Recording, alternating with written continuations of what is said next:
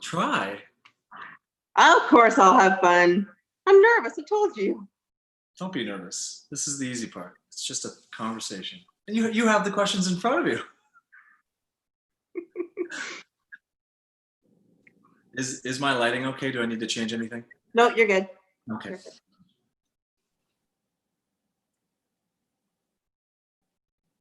Welcome, everyone, and thanks for joining us this afternoon. My name is Cheryl Cousins, and I'm honored to introduce you to our next virtual special guest joining Camp Easter Seals.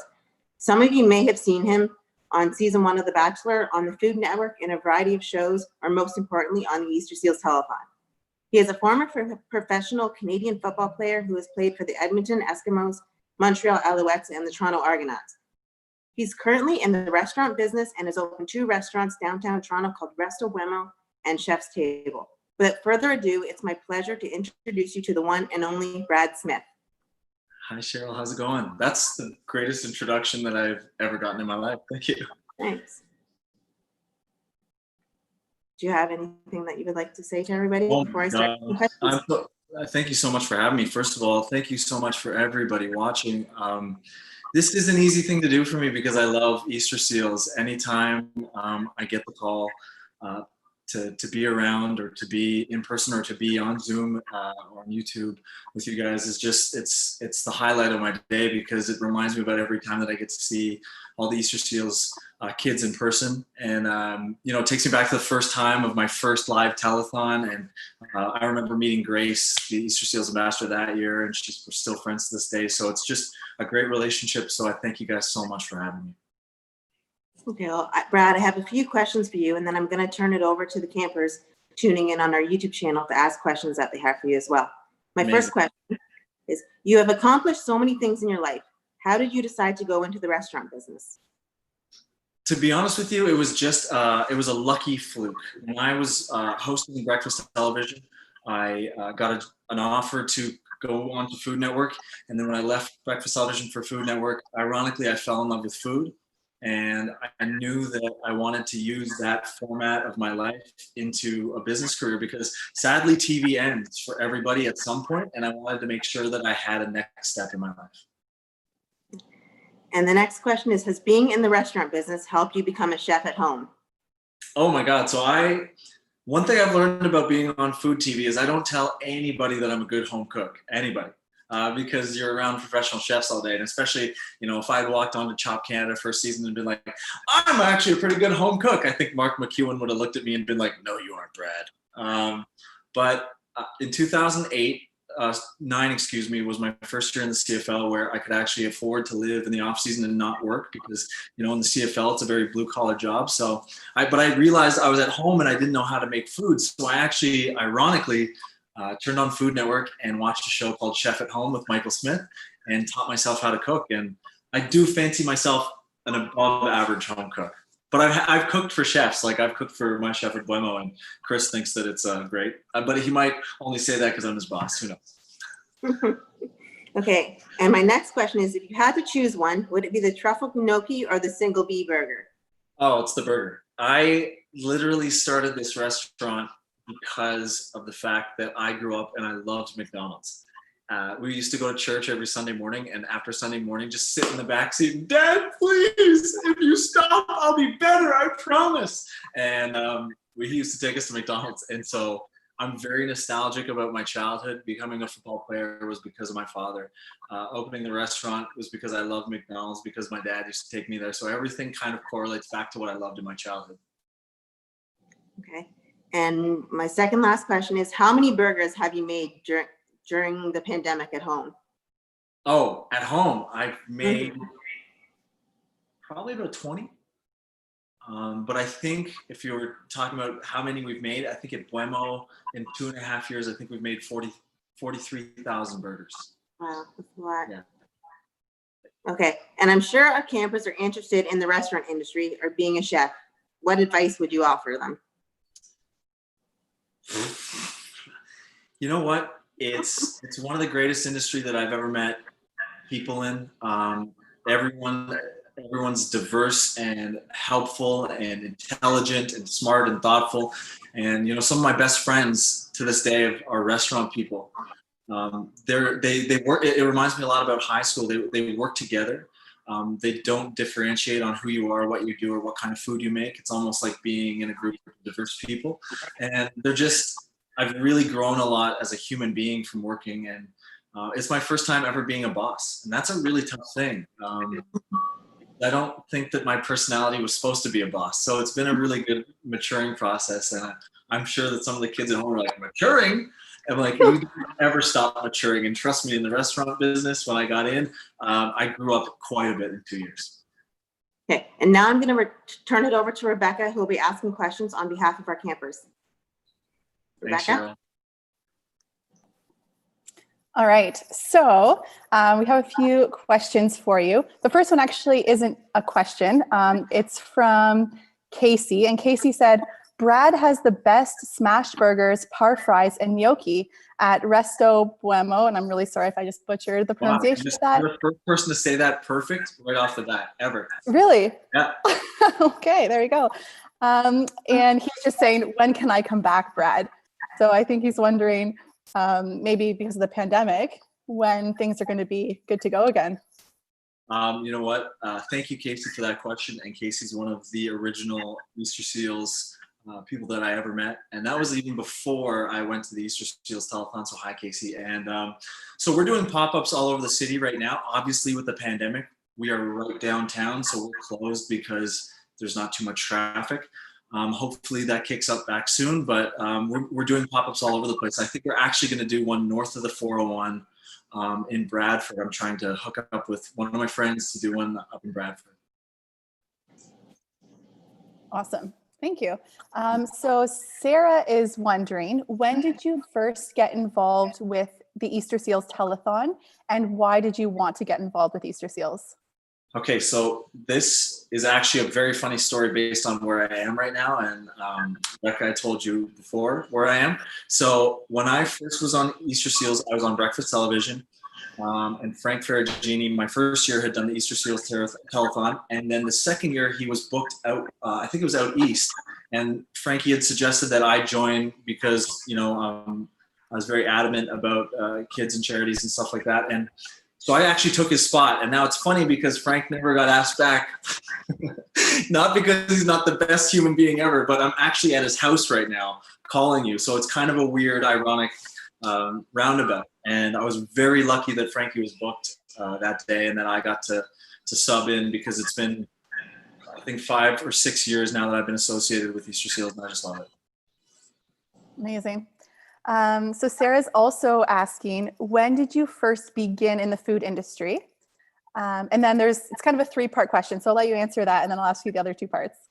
Okay, so I guess you would say the food industry was when I first got cast as on Chop Canada, because that kind of puts you right into the food in Canada. So that was 2015. Awesome. 2015. Second part. Okay. Second part. So she's asking, I guess, in relation to the food industry, what challenges have you faced? And do you have any advice to give to children or young adults with physical disabilities, maybe in regards to starting in the food industry? So the first part of the question was, I got so enamored with the second part. That's okay. So what challenges have you faced in the food industry? The challenges are, there are many, and it's not just with the food industry, but it's any business. I said before that I didn't really think that I was a manager type, and I'm not really a manager type, but I'm a little too nice. I let people get away with a lot. So I think the best thing for me, and not a challenge, but more of a growing process, was understanding how to maintain who you are, but still be a boss and in control of the situation while still maintaining respect for everyone and respect for yourself. And then on the second part of that question, I think what I've learned, and the greatest thing I've seen, Andrew rappel down a building in a wheelchair at Easter Seals drop zone.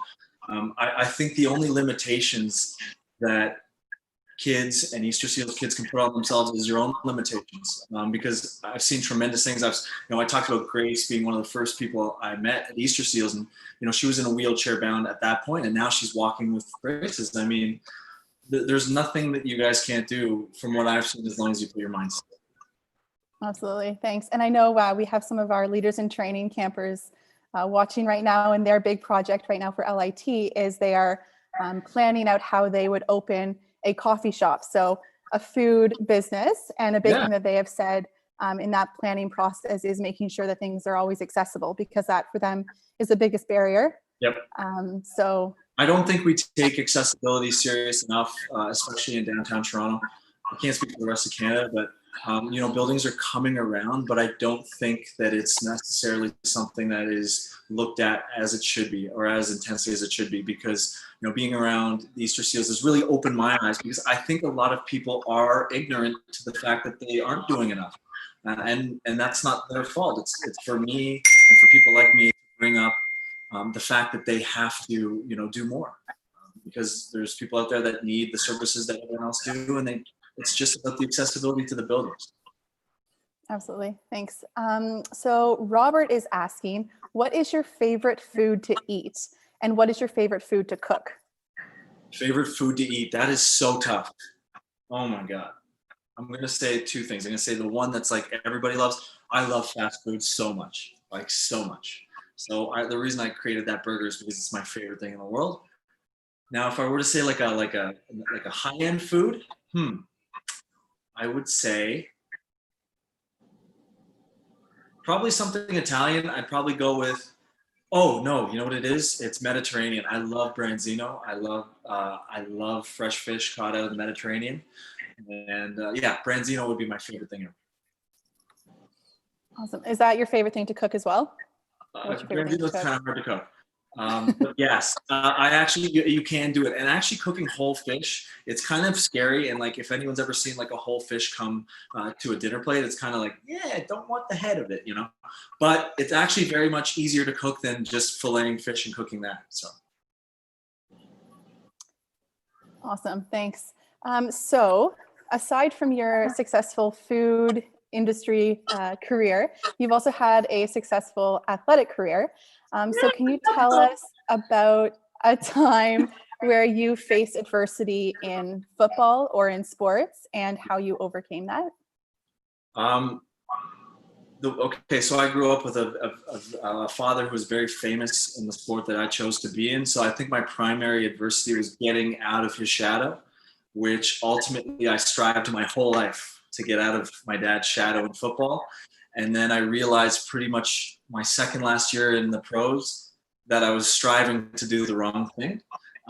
That adversity that had always fueled me to be the best was actually something that was kind of like counterintuitive. Like, I should have strived to be like my father more and not get out of his shadow, because he is like one of the best guys I've ever met.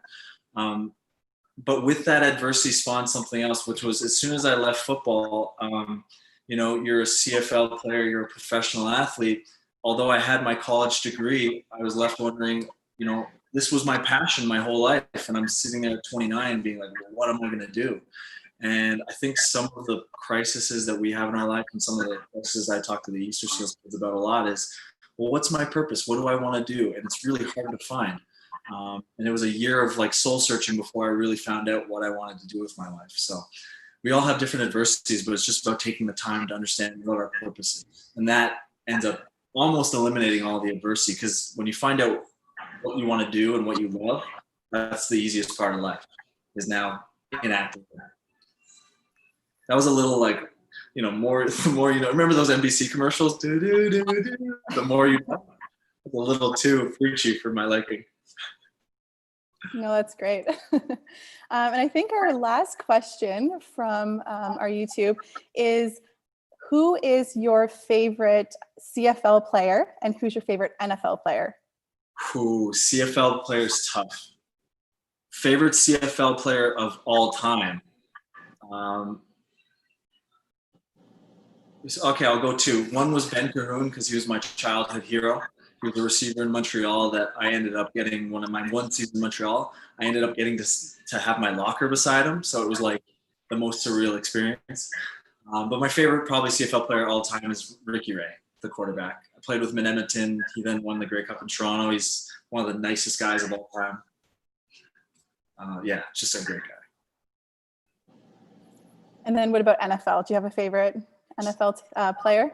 So Yeah, it's Christian McCaffrey, the running back for the Panthers. I love that he can do everything. I mean, when I was growing up in football, everything was so specific. You're a receiver, and that's what you do. You're a quarterback, that's what you do. And now, like, there's players in the NFL like Lamar Jackson, Patrick Mahomes, but there's Christian McCaffrey that they can just do everything. And it's just such a different game from when I played. So it's just fun to watch. Perfect. Thank you. I think that's our last question from the chat. So thank you so much for being willing to answer those. And I'll pass it back to Cheryl. Okay, thanks, Rebecca. That about wraps up our session for today. On behalf of Camp Easter Seals, I want to thank you, Brad, for taking your time out of your day to join us. It's been an absolute pleasure.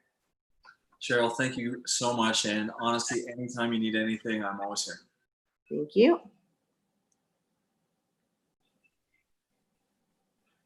Thank you, guys.